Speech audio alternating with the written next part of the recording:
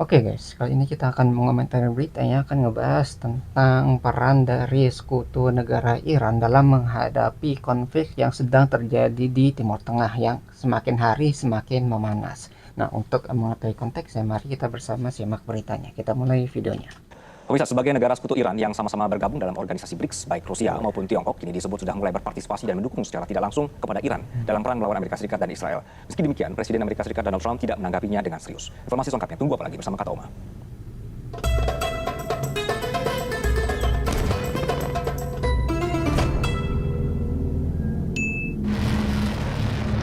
Pada sepekan perang Iran melawan Amerika Serikat dan Israel, berbagai sumber menyebutkan jika kini China juga mulai beralih mendukung Iran dengan memberikan bantuan finansial, suku cadang pengganti, hingga komponen pelengkap rudal yang dimiliki Iran. Namun pemerintahan Beijing disebut menghindari keterlibatan secara langsung dalam konflik antara Iran dengan Amerika Serikat dan Israel. Seperti diketahui, China merupakan pembeli utama minyak mentah Iran dan secara terpisah telah mendesak Tehran untuk memastikan navigasi yang aman bagi kapal-kapal komersial yang melintasi Selat Hormuz. Pemerintah China dinilai akan sangat berhati-hati dalam memberikan dukungannya karena konflik Iran versus Amerika Serikat dan Israel bisa mengancam ketahanan energinya. Sementara sumber lainnya menyebut Rusia diduga telah berbagi citra satelit dan intelijen penargetan lainnya dengan Iran, termasuk data mengenai posisi dan pergerakan pasukan Amerika Serikat selama berkonflik dengan Iran. Namun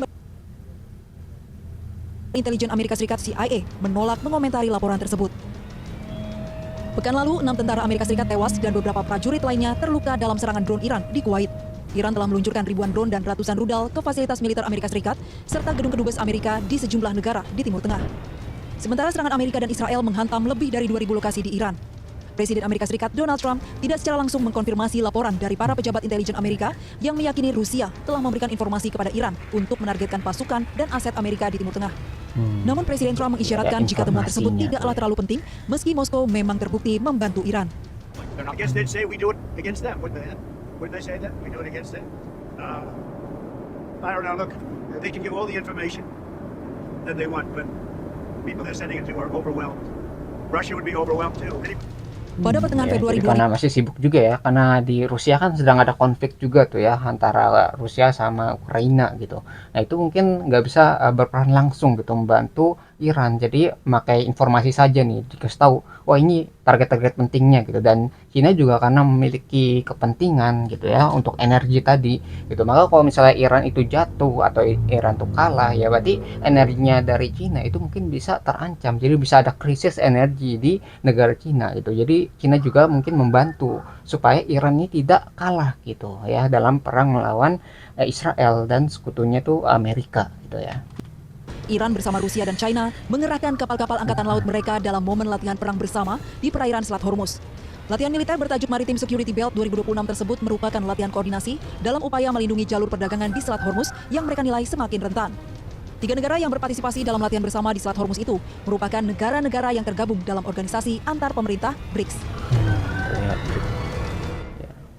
Lalu apakah keterlibatan Rusia dan Tiongkok dalam perang Iran melawan Israel dan Amerika Serikat akan berlanjut ke tahap yang lebih jauh dan membuat perang akan semakin luas? Untuk membahasnya, sudah bergabung sama kami dari luar studio, ada pakar geopolitik dan hubungan internasional Raymond Siombing. Selamat sore, Pak Raymond. Selamat sore, Mas Anggi. Apa kabar di Indonesia? Baik, Pak Raymond. Jadi sementara ada laporan terbaru ya Pak yang menyebutkan bahwa Rusia ini membantu Iran dengan memberikan data intelijen terkait posisi pasukan Amerika dan alutsista mereka di kawasan begitu. Seberapa besar kemudian seberapa signifikan sebenarnya dukungan seperti ini dalam dinamika konflik yang sedang berlangsung?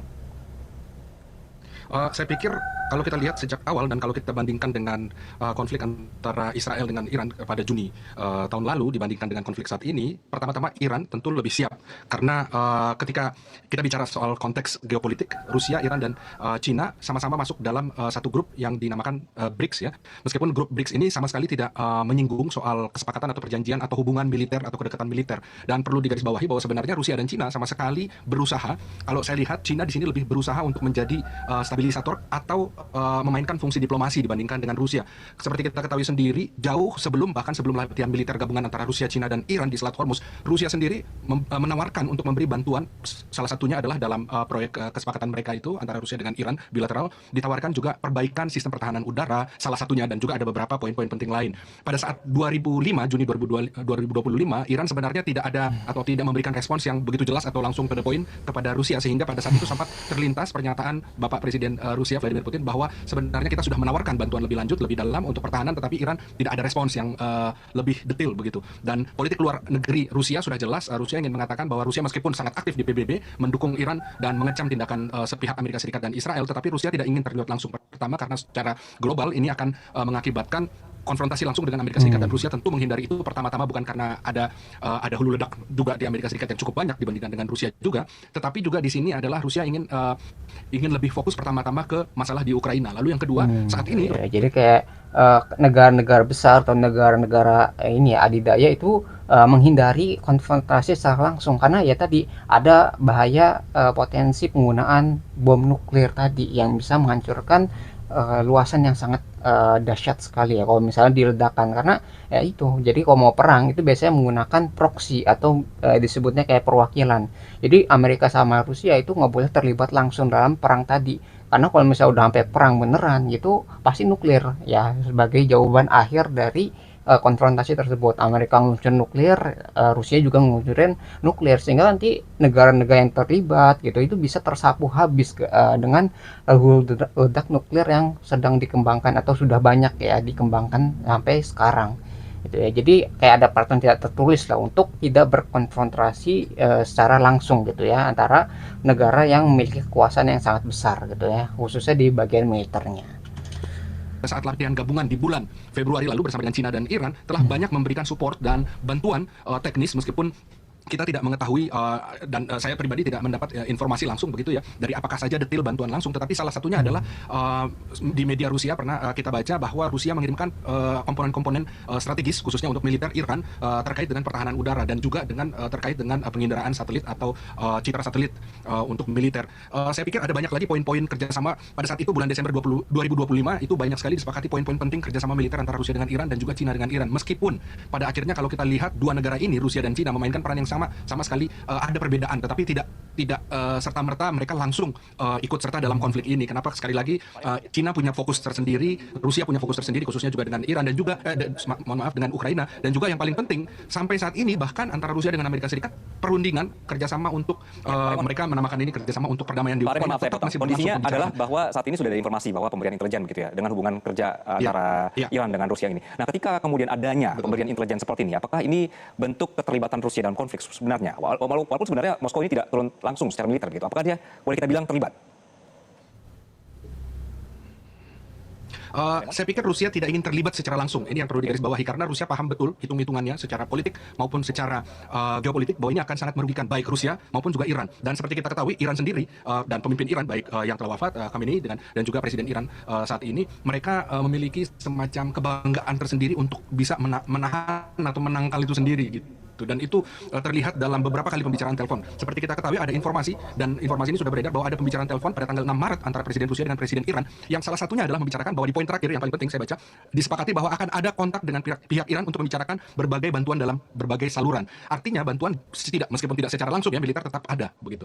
Oke. Nah, kalau misalnya kemudian Tiongkok ini dan Rusia mencoba untuk tidak terlihat secara langsung gitu ya, Pak Raymond ya. Dalam skenario apa kemudian Rusia dan bahkan Tiongkok ini kemungkinan akan meningkatkan dukungan mereka terhadap Iran secara lebih terbuka? Pertama-tama harus kita pahami bahwa dasar hubungan kemitraan antara Rusia dengan Iran maupun Cina dengan Iran ini adalah kemitraan transaksional. Tidak ada di sini hubungan seperti kalau kita lihat pasal 5 statute NATO begitu ya, ada satu negara dari 3 negara ini yang diserang maka negara lain berhak atau wajib untuk membantu, tidak ada di antara 3 negara ini, tetapi lebih ke kemitraan transaksional. Jadi ketika diminta atau dibantu dalam artian langsung, ketika ada permintaan langsung dari Iran maka Rusia tentu akan siap membantu, tetapi selama tidak diminta langsung Rusia tetap membantu dalam konteks kerjasama bilateral antara Rusia dengan Iran yang mereka sepakati pada Desember 2025 lalu. Tentu saya tidak bisa mengatakan semua tentang apa saja detailnya karena ada beberapa poin yang tentu itu menjadi bagian dari rahasia militer kedua negara. Tetapi yang mau saya garis bawahi di sini, bantuan antara Rusia dengan Iran dan juga Cina dengan Iran harus dibuat sedemikian menurut kebijakan pemimpin dua negara ini ya, untuk supaya Amerika tidak tersinggung. Artinya secara tidak langsung, karena kita tahu sekarang sangat sulit menebak, dan beberapa pakar di Rusia dan orang-orang yang dekat dengan Kremlin mengatakan bahwa sangat sulit menebak apa yang akan tindakan lanjut apa yang akan dilakukan oleh Donald Trump sebagai presiden Amerika Serikat. Dan tentu saja kalau kita lihat banyak analisa dan juga banyak pakar mengatakan bahwa keputusan untuk menyerang Iran pada 28 Februari lalu adalah keputusan yang salah secara strategis karena hitung-hitungannya terlalu cepat dan terlalu dini. Dan itu sendiri hampir meskipun Donald Trump tidak mengakui, tetapi hampir beberapa pejabat tinggi di Amerika Serikat mengakui itu. Dan pada saat ini Rusia ingin tetap menjaga stabilitas dalam dalam konflik di Ukraina agar masalah ini menjadi tuntas, karena Ukraina sampai sekarang tidak ingin mengakui bahwa pihak Ukraina sudah kalah dan sekarang mereka dipaksa terus oleh Rusia untuk mengadakan perundingan secara diplomatik. Tetapi kemudian kalau Rusia membuka front baru di Iran, maka ini akan menjadi masalah baru yang tentu dihindari oleh Rusia. Jadi menurut Anda dalam waktu dekat pun keterlibatan Rusia dan Tiongkok ini hanya terselubung saja, tidak mungkin mereka akan menyatakan secara terbuka, begitu ya Pak Raymond ya? Pertama-tama bisa diartikan sebagai terselubung, tetapi kalau mau diartikan tidak terselubung itu benar juga, karena memang ada kesepakatan dan itu tertulis dalam perjanjian bilateral kerjasama militer antara Rusia dengan Iran dan juga China dengan Iran. Jadi sebenarnya di sini mungkin pihak intelijen Amerika Serikat pun dan juga Israel mengetahui soal kesepakatan ini, dan inilah sebenarnya permainan yang sedang dimainkan oleh Rusia dan Iran, hanya untuk memberikan signal kepada Amerika Serikat, jangan sentuh ranah itu, jangan sentuh ranah ini, Anda boleh melakukan ini tetapi Anda harus hati-hati. Kira-kira seperti itu. Dan kalau Rusia terlibat langsung bersama dengan China, maka sekarang petanya akan lebih berbeda lagi, dan itu bisa berakhir pada masalah misalnya Israel merasa ada ancaman eksistensi terhadap negaranya dan juga terhadap wilayahnya, maka ceritanya akan menjadi berbeda sama sekali. Begitu juga dengan Amerika Serikat. Baik, pakar geopolitik dan hubungan internasional Raymond Siomi, terima kasih atas perspektif Anda. Ya, jadi mungkin yang kita pelajari bahwa tadi ya, setiap negara yang berkonflik dengan Amerika itu tidak bisa berkonfrontasi secara langsung. Misalnya tadi kayak Iran, Cina, sama Rusia itu kan yang nggak secara langsung berkonflik dengan Amerika. Misalnya Iran gitu ya, dengan perwakilan Israel gitu ya, Amerika tuh hadir gitu.